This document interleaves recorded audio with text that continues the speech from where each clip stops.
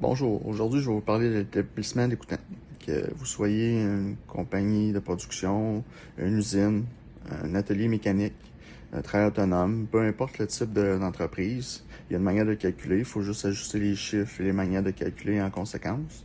Aujourd'hui je vais plus me baser sur le style atelier mécanique pour l'instant parce que c'est plus simple à calculer et je vais mettre des chiffres plus simples et plus ronds pour rendre la compréhension plus facile. Donc on poursuit. Bon, on va y aller avec l'établissement d'écoutants. Bon, pour mon exemple, je vais baser mon calcul sur une semaine de 40 heures. Il fait donc 40 heures sur 52 semaines pour une année. On a 2080 heures de disponible maximal, qui n'est pas réellement vrai, qu'on a soustrait différents paramètres. Donc, on va le voir ici, on soustrait minimum 2 semaines de vacances par année, 2 semaines pour les congés d'hiver, Noël, Jour de l'An, la Saint-Jean-Baptiste, Fête du Canada et autres. Donc, après, on voit les congés, les vacances, il nous reste 1920 heures de disponibles. De ça, on soustrait 1 heure par jour pour les pauses. Fait des pauses de 15-20 minutes, mais il y a tout le temps d'aller à la pause, on revenait de la pause, le temps que le monde s'installe, le matin quand le monde arrive, il commence la journée, il finit la journée. Donc, grosso modo, on va enlever 1 heure par jour de perte. Fait qu'on a 260 heures par année, donc il nous reste 1660 heures. Partant de là, il nous reste 79,8% du temps qui peut être utilisé ou vendu comme normalement arrondi à 80%. C'est un chiffre que tu as peut-être déjà entendu parler. C'est un chiffre courant qui dit qu'une entreprise qui va bien, il vend 80% de son temps. C'est comme un standard dans l'industrie, mais qui est difficilement atteignable. Fait que maintenant, on va établir les frais fixes. L'établissement des frais fixes, il faut prendre en considération tout ce qui revient tous les mois. Fait que l'électricité, le chauffage, les salaires, les assurances, le paiement du local ou l'hypothèque, peu importe. Dans le fond, tout ce qui est, on paye à tous les mois constamment, que ce soit les frais de téléphone, véhicules reliés à l'entreprise, l'essence, tout ça, il faut le prendre en considération dans l'établissement des frais fixes. Donc, moi, dans l'exemple, on va prendre un local de 3000$ par mois. Ça, donc 36 000 $ par année. On va prendre des frais d'assurance de 6 000 $ par année, ce qui est quand même dans la norme pour la majorité dans l'exemple que je prends exemple ici, c'est plus pour un atelier mécanique, ce qui est pas rare de 6 000 $ par année. Pour le salaire, on va fixer un salaire qui somme tout bas, mais avec un chiffron pour faciliter les calculs.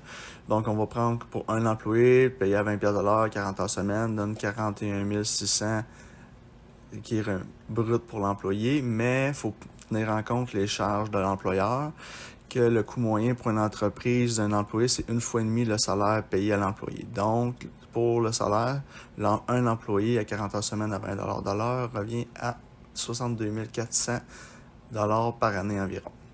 Donc, pour le calcul, on va prendre qu'il y a 5 employés qui travaillent dans l'entreprise. Donc, on va prendre 3 techniciens, vu que je me base sur un atelier mécanique pour l'instant, et 2 personnes niveau gestion, soit un aviseur, un contrôleur ou un secrétaire, peu importe. On va garder 2 personnes à l'administratif, 3 techniciens qui sont facturables. Bon, maintenant, on va prendre l'électricité, le chauffage, la climatisation. On va y aller grosso modo pour un 3 000 par mois. Certains, ça peut coûter moins cher, d'autres, ça peut coûter plus cher. Encore là, c'est seulement un exemple pour que ce soit facile à compter avec des chiffrons. Donc, ça nous donne 36 000 $ par année de frais de chauffage, climatisation et autres. Les frais d'hiver, fait que ce soit des logiciels comptables de gestion d'atelier, suite Excel, Windows et autres, la location d'équipements, la location de vêtements pour les ateliers, par exemple, il va y avoir des chiennes qu'on appelle, ou des sarraux, les tapis, location de guenilles, diverses locations d'équipements autres en plus au courant de l'année, la location des véhicules, fait que ce soit un paiement de véhicule, assurance de véhicule, l'essence, tout ça, etc. On va juste y aller à 1200 par mois, qui est très, très conservateur dans la plupart des ateliers mécaniques. Ou peu importe, c'est un garage d'excavation, un transport, peu importe, c'est très, très, très conservateur, 1200 par mois. Donc, on va arriver à 14 400 par année. Donc, le total par année nous mène à 446 000 $. Nous allons maintenant aller avec le calcul final du coûtant. Donc, on divise le montant fixe par le nombre d'employés qui génèrent un travail qui peut être facturable directement au client ou pour la production d'un produit. Tous les employés administratifs, secrétaires, aviseurs, peu importe, ne sont pas réellement facturables à l'employé. C'est des employés nécessaires à l'entreprise, mais c'est pas un employé qui génère directement un travail qui peut générer un revenu. Donc, on peut juste facturer, dans mon cas, 3 employés, les 3 techniciens qui génèrent un revenu.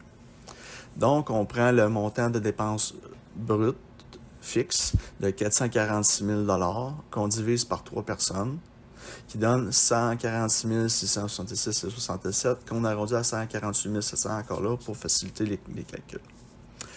Maintenant, on prend le montant de dépenses divisé par les heures